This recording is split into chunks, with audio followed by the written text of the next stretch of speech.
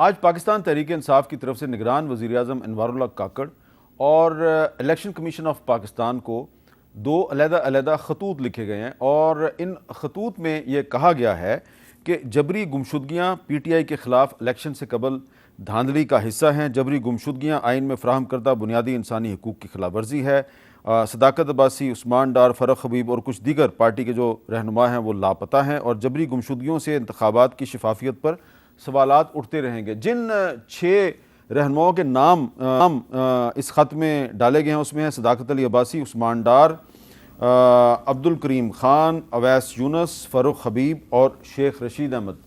تو عابد زبیری صاحب، یہ پاکستان تحریک انصاف اس سے پہلے کبھی جبری گمشدگیوں کے بارے میں اتنے زور سے نہیں بولی، اب جبری گمشدگیوں کی بات ہو رہی ہے، تو ان جبری گمشدگیوں میں اور جو بلوچستان میں اور خیبر پختونخوا میں ہوتی ہیں ان میں کوئی فرق آپ کو نظر آ رہا ہے؟ دیکھیے، گمشدگی جو ہوتی ہے جبری، وہ دونوں میں ایک ہی ہوتی ہے۔ مطلب کہ آپ کو آئین و قانون کے حساب سے آپ کو اگر کسی کو گرفتار کرنا ہے تو آئین و قانون کے حساب سے کرنا ہے، پھر آپ کو ایک پیریڈ دیا ہوتا ہے، اسے میجسٹریٹ کے سامنے آپ کو پیش کرنا ہوتا ہے۔ لیکن یہاں پولیٹیکل پارٹی جو بات کر رہے ہیں الیکشن کا، وہاں تو لا اینڈ آرڈر کا سچویشن ہے، اس کے سندھ میں بھی، اور ہر جگہ آپ دیکھیں مسنگ پرسن ہے، اور وہ مسنگ پرسنز کا ایک بڑا سیریس معاملہ ہے۔ دیکھیے، ان کے خاندان کے بارے میں آپ سوچئے، ان کے گھر والوں کے کیا حالات ہوں گے، ان کے حالات کیا، ان کی فیلنگز کے، جی ان کے گھر والے پتہ ہی نہیں کہ زندہ ہیں یا مر گئے۔ تو یہ ساری چیزیں اس کا ایڈریس کرنا چاہیے۔ کورٹوں میں ہی کیس چلتے ہیں جی، ہمارے ہر کورٹ، ہائی کورٹ میں کیس چلتا ہے، سپریم کورٹ میں، وہ آ کے لا انفورسمنٹ ایجنٹس کہتے ہیں ہمیں نہیں معلوم، کہ ہم نے نہیں اٹھایا، ہمیں نہیں معلوم۔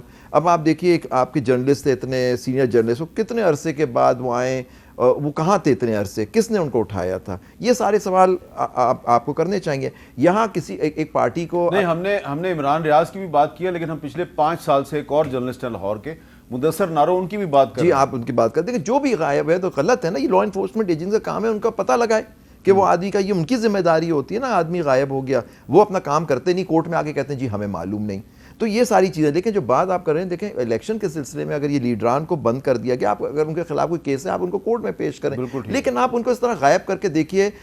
آپ ابھی فیصل وارڈر صاحب نے بات کی کہ سب سے پاپولر لوگ پارٹی کون سی ہے، یا لوگ کس کو سپورٹ کرتے ہیں، تو آپ پلینگ فیلڈ آپ کھولیں، سب کو آنے دیں، ان کے لوگوں کو، ان کو بتائیں کون ان کے ٹکٹ، اگر کوئی پارٹی ہے اس کے اوپر اس طرح کے اسٹیٹ کا جبر ہو رہا ہے یا کسی پارٹی کے خلاف بھی ہو رہا ہے، تو کس طرح سے ان کے لوگوں کو کوئی ٹکٹ بھی لینے والا ان کو شاید۔ اچھا، اب راجہ صاحب، آپ نے شروع میں کہا کہ جی اگر نگران حکومت جو غیر قانونی طور پہ یہاں پہ افغان باشندے یا کوئی بھی پاکستان میں مقیم ہے اس کے خلاف کارروائی کریں تو میں اس کی سپورٹ کرتا ہوں، لیکن ساتھ ہی ساتھ آئین اور قانون کی جو بالادستی کی جو ہم بات کرتے ہیں تو اس میں آپ وکیل ہیں، آپ اچھی طرح جانتے ہیں کہ آرٹیکل 10 جو ہے وہ یہ کہتا ہے کہ جب آپ کسی کو گرفتار کرتے ہیں تو 24 گھنٹے کے اندر اس کو کورٹ آف لا میں پیش کریں۔ اب سابق وزیر داخلہ شیخ رشید صاحب جو ہیں، ان کے بارے میں راولپنڈی پولیس جو ہے وہ عدالت میں جائے کہتی ہے ہمیں نہیں پتا کہاں ہے، تو عدالت کہتی ہے اچھا اب 1 ہفتہ دے رہے ہیں اس کو پیش کرو۔ آپ کے خیال میں یہاں پہ نگران حکومت کو آئین اور قانون کی بالادستی کا جھنڈا بلند نہیں کرنا چاہیے؟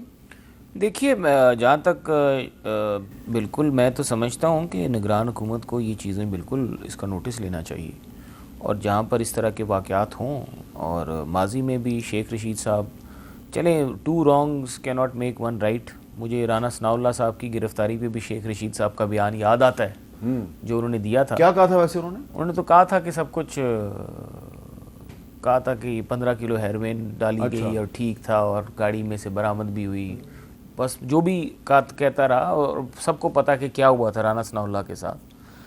تو اور وہ تو ایک بدترین تھا کہ جس کی سزا موت ہے، اس طرح کا مقدمہ بنا دیا گیا۔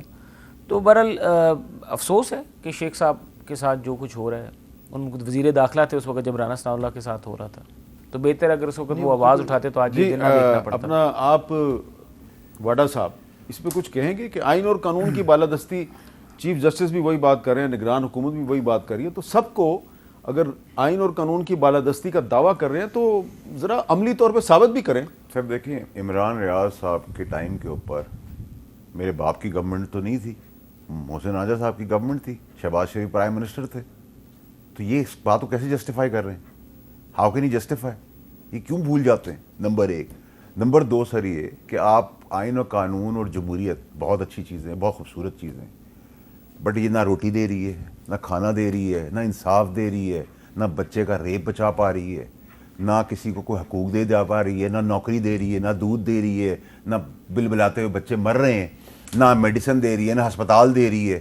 تو اس آئین اور قانون اور جمہوریت کا میں چار ڈالوں، اور اس جمہوری لوگوں کا 35 سال سے آزمائے ہوئے لوگوں کا ایکسپائرڈ لوگوں کا جنازہ لے کے میں گھومتا رہوں. آپ جمہوری سیاستدان نہیں ہیں؟ میں سر میں تو کہہ رہا ہوں اس کو محسن راجہ جیسے صاحب کیوں نہیں باہر آ سکتے؟ علی محمد خان جیسے لوگ جمہوری پارٹیوں میں سے اچھے لوگ نہیں آ سکتے؟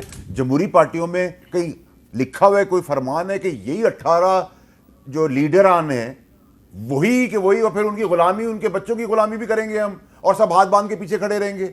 سر یہ کیسی جمہوریت ہے؟ یہ جمہوریت ہے سر؟ آمریت سے بدتر ہے. اور یہاں آپ آستین چڑھ کے نہیں کر سکتے. دے محسن راجہ صاحب کوئی بیان آج اپنی پارٹی کے خلاف، صبح پارٹی سے باہر ہوں گے، مستاق ہو کر باہر، میں باہر. دیکھیے آپ لوگ باتیں ہی جمہوریت بہت اچھی خوبصورت چیز ہے اور آئین اور قانون. بھائی یہاں کرایہ دار گھر کے اندر ہے، مالک مکان 20 سال تک یتیم بیوہ سڑک پہ بیٹھے ہوئے ہیں. سرد خانے میں ارشد شریف کا قتل ہے، اور بھول گئے آپ ٹویٹ. آپ نے ارشد شریف کا جس دن قتل ہوا، آپ کی چیف آرگنائزر مریم نواز صاحبہ نے جس قسم کا بےہودہ بعد میں وضاحت بھی آ گئی تھی، ٹویٹ کیا، بعد میں ٹویٹ ڈیلیٹ نہیں ہوا، ٹویٹ کیا. شرم آنی چاہیے آپ کو کہ ایک آدمی اگر آپ کا بدترین مخالف بھی ہے، اس کی اتنے بڑے آدمی کی وضاحت آئی تھی. جی دیکھیں میں ایک بات یہ That's not justify میں wrong. آپ کو ایک بات ضرور کہوں گا، اور اس کے بعد اس کی وضاحت بھی آ گئی تھی اور وہ ٹویٹ بھی ختم ہو گیا تھا. دوسری بات یہ، اچھا چلیں ٹھیک ہے، وضاحت تو آ گئی تھی نا. اس کی کنڈولنسز بھی کیا گیا تھا اور افسوس کا اظہار بھی کیا گیا تھا، اور اس کے ساتھ اظہار ہمدردی بھی کیا گیا تھا ان کے خاندان کے ساتھ. یہ مریم نواز صاحبہ نے نہیں، یہ جو بھی ہے، دیکھیں بات یہ ہے کہ ہمیں ماضی کی یہ جو چیزیں تلخ یادیں، ان سے سیکھنا ہوگا. ٹھیک ہے، جب آپ انہی تلخ یادوں کو لے کے آگے مستقبل کی بات کریں گے تو پھر میرے خیال سے پاکستان ترقی نہیں کر سکتا. اچھا زبیری صاحب، یہ جو فیصل واڈا صاحب نے ایک سٹیٹمنٹ دیا کہ یہ آئین اور قانون جس سے پاکستانی عوام کے مسئلے حل نہیں ہوتے، میں نے اس کا اچار ڈالنا ہے، تو اس کا کوئی جواب ہے آپ کے پاس؟ دیکھیے پہلی بات میں ایک چیز کر دوں، یہ رانا ثناء اللہ صاحب کی کیس کی بات کی راجہ صاحب نے، وہ گمشدہ نہیں تھے. ان پہ غلط کیس بنا، بالکل جعلی کیس ہوگا، اور وہ اس سے باہر بھی آ گئے. آپ نے دیکھا غلط کیا، مجھے نہیں پتا تھا اس وقت. میرے خیال سے جو اسٹیٹمنٹ دیا تھا ایک اور کوئی وزیر تھے، انہوں نے اس کے بارے میں اسٹیٹمنٹ، جن کے لمبے بال وہ جو تھے ان کے، افریدی صاحب شاید میں، انہوں نے کوئی اسٹیٹمنٹ دیا تھا کہ میں گنڈا پور کہ جی میں حلفیہ کہتا ہوں کہ ہاں ان کے اس میں، جہاں تک مجھے یاد ہے. نہیں وہ شہریار افریدی جو تھے، ایک وزیر اور تھی جو آپ نے کہا ہے شیخ رشید. اب شیخ رشید صاحب غائب ہیں سر. فروخ حبیب آپ نے 6 نام جو لیے، وہ لوگ غائب ہیں.